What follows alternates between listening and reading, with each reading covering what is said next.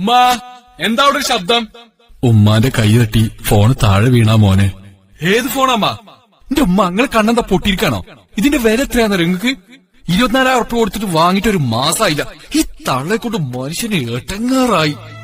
ഇതെല്ലാം കേട്ട് വിറച്ചു നിൽക്കുകയാണ് ഉമ്മ. മോനെ, ഉമ്മാന്റെ ഗുളിക എടുത്തപ്പോ കണ്ടില്ലടാ, ഉമ്മാന്റെ കുട്ടി ഉമ്മാനെ ചീത്ത പറയില്ലടാ. ആ ഉമ്മയുടെ കണ്ണിൽ നിന്നും കണ്ണീർ ധാരയായി ഒഴുകി. ഇനി ഇരുന്ന് കരഞ്ഞോളി, മുതല് പോയില്ലേ? അപ്പോഴാണ് മരുമകൾ റെജീന അങ്ങോട്ട് വന്നത്. എന്താ ഇക്ക ഇത്? ഉമ്മ അറിയാതെ പറ്റിയതല്ലേ? ആ, ഇനി നീയും കൂടി വല എറിഞ്ഞു പൊട്ടിച്ചോ, എന്നെ തുലക്കാനായിട്ടുണ്ടായതൊക്കെ. അതും പറഞ്ഞ് നിസാർ വീട്ടിൽ നിന്നും ഇറങ്ങിപ്പോയി. ഉമ്മ അടുക്കളയിൽ നിന്ന് തേങ്ങി കരയുകയായിരുന്നു. റെജീന അങ്ങോട്ട് ചെന്നു. സാരല്ലേ ഉമ്മ, ഉമ്മ കരയണ്ട, നിങ്ങളെ മോന് പ്രാന്ത. കരയുന്ന കണ്ണുകൾ തുടച്ച ഉമ്മ പറഞ്ഞു, മോളെ, ഉമ്മ ഇപ്പൊ വരാട്ടോ. എങ്ങോട്ടാ ഉമ്മങ്ങള്?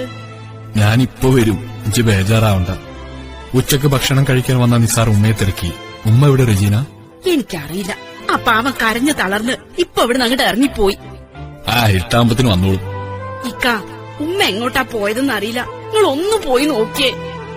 എനിക്കൊന്നും വയ്യ, ഇജ്ജ് വേണമെങ്കിൽ പോയി നോക്കിക്കോ. രാത്രി ഏറെ വൈകിയാണ് നിസാർ വീട്ടിലേക്ക് വന്നത്. റെജീന, വാതിൽ തുറക്ക്. എന്താടി നിന്റെ മുഖം ഇഞ്ചി കടിച്ച പോലെ? ചോറെടുക്ക്. വേണമെങ്കിൽ എടുത്ത് കഴിച്ചോളി. അതെന്താ അങ്ങനെ? പിന്നെ നീ എന്തിനാ അവിടെ? ഉമ്മ എവിടെ? വന്നില്ല ഇതുവരെ? വന്നു. ആ പാവം നെഞ്ചു പൊട്ടിയ കയറി വന്നത്. ഇതാ, നിങ്ങൾ വന്നാല് നിങ്ങക്ക് തരാൻ പറഞ്ഞ് ഇപ്പൊ ഉറങ്ങിയതേ ഉള്ളൂ. നിസാർ ആ പൊതി വാങ്ങി തുറന്നു നോക്കി. ഒരുപാട് 2000-ന്റെ നോട്ടുകൾ. ഇതെവിടുന്ന ഉമ്മാക്ക്? ഇതെന്തിനാ? നിങ്ങളെ ഫോൺ പൊട്ടിച്ചതിന് ഉമ്മ തന്നതാ.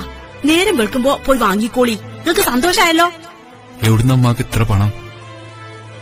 നിങ്ങളെ ഉപ്പ മരിക്കുന്നതിന് മുമ്പ് ഒരു ചിട്ടികമ്മിലിട്ടോട് നടന്നിരുന്നില്ലേ? കഴിഞ്ഞ തവണ നിങ്ങൾ ബൈക്ക് വാങ്ങാൻ പണയം വെക്കാൻ ചോദിച്ചപ്പോ ഇതെന്റെ ഉപ്പാന്റെ മുതലാണ്, അത് ഞാൻ മരിച്ചിട്ട് കാതിൽ നിന്ന് ഊരിയാ മതിയെന്ന് പറഞ്ഞിരുന്നില്ലേ? അത് കൊണ്ടുപോയി വിറ്റു ആ പാവം. നിസാർ തല താഴ്ത്തിയിരുന്നു. ഇക്ക, നിങ്ങളെ ഫോൺ പൊട്ടിയപ്പോ ഉമ്മാനോട് നിങ്ങൾ എന്തെല്ലാം പറഞ്ഞു? എത്ര വേദന സഹിച്ചിട്ടാണ് ആ പാവങ്ങളെ പ്രസവിച്ചത്. തുന്നിക്കെട്ടിയ വയറിന് മുകളിൽ കിടത്തി എത്ര ഉമ്മ തന്നിട്ടുണ്ട് നിങ്ങൾക്ക്. ഇത്രയൊന്നും പറയരുതായിരുന്നു ഇക്ക. വെട്ടിക്കേറിയ ആ വയറിന് പകരം നിങ്ങളെ സമ്പാദ്യം മുഴുവൻ തീരെഴുതി കൊടുത്താലും തീരില്ല കടം. നിസാറിന്റെ കണ്ണിൽ നിന്നും കണ്ണുനീർ നിറഞ്ഞൊഴുകി. റജീന, നീ വലിയവളാണ്. ആ ഉമ്മാന്റെ മരുമകളാവാൻ നിന്നോളം മറ്റൊരു പെണ്ണില്ല. യാ അല്ലാ, എന്തൊക്കെയാണ് ഞാൻ ഇന്നലെ ഉമ്മാനെ പറഞ്ഞത്? സാരല്ലേക്ക, നിങ്ങൾ ആ ജ്വല്ലറി പോയി ആ കമ്മല് തിരിച്ചു വാങ്ങി വാ. കാലത്ത് ഉമ്മണൊരു മുമ്പേ നിസാർ ബൈക്കെടുത്ത് ബില്ലിൽ പേരുണ്ടായിരുന്ന ജ്വല്ലറിയിൽ പോയി.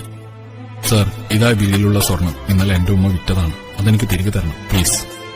സുഹൃത്തെ, കമ്മൽ ഇവിടെയുണ്ട്, തന്ന പണം തിരികെ തന്ന് കൊണ്ടുപോയിക്കോളൂ. നിസാർ വീട്ടിൽ തിരിച്ചെത്തിയതും വീടിന് മുന്നിൽ അയൽവാസികൾ നിറയെ നിൽക്കുന്നുണ്ട്. നിസാർ ഓടിച്ചെന്നു. എന്താ ഇവിടെ റജീന?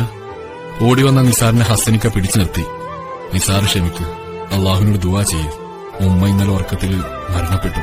നിസാർ വീടിനകത്തേക്ക് ഓടിച്ചെന്നു. എന്നാർത്ത് വിളിച്ച് ആ കാലിലേക്ക് വീണ് പൊട്ടിക്കരഞ്ഞു. ഉമ്മ, ഇതൊന്നും ഇട്ട് കാണാൻ കഴിഞ്ഞില്ലല്ലോ. എന്റെ ഉമ്മാനോടൊന്ന് മാപ്പ് ചോദിക്കാനുള്ള അവസരം പോലും എനിക്ക് കിട്ടിയില്ലല്ലോ. എന്നോട് ക്ഷമിക്കുമ്മ. എന്തിനാണല്ല എന്നെങ്ങനെ പരീക്ഷിക്കുന്നത്? കരഞ്ഞു തളർന്ന നിസാർ ഒരു പ്രാന്തനെ പോലെ ഉമ്മയുടെ കാതുകളിൽ ആ കമ്മൽ അണിയിച്ചു. ആ മുഖത്ത് തുരുതുരാ ഉമ്മ വെച്ചു. അപ്പോഴും നിസാറിന്റെ കാതുകളിൽ ആ വാക്കുകൾ കേൾക്കുന്നുണ്ടായിരുന്നു. ഇതാന്റെ ഉപ്പ മരിക്കണേന് മുമ്പ് വാങ്ങിത്തന്നതാ, ഇത് ഞാൻ മരിച്ചിട്ട് ഊരാ മതി എന്റെ കാതിയെന്ന്. നിസാർ ഒരു പ്രാന്തനെ പോലെ ആർത്തട്ടഹസിച്ചു.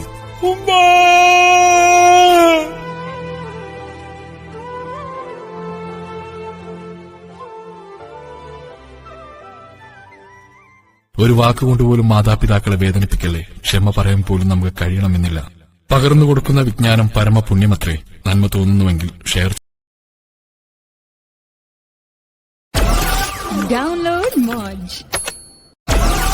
Download Moj. Download Moj.